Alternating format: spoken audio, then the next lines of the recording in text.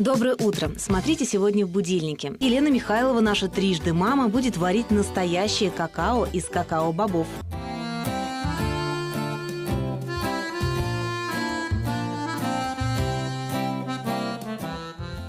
И на десерт смотрите рубрику «Биография». Вы узнаете больше об улице Смургиса, которая была названа в честь нашего земляка, дважды занесенного в Книгу рекордов Гиннесса. В Липецке же в память о великом земляке назвали улицу, на которой я сейчас нахожусь. Это и не только. Смотрите в будильнике.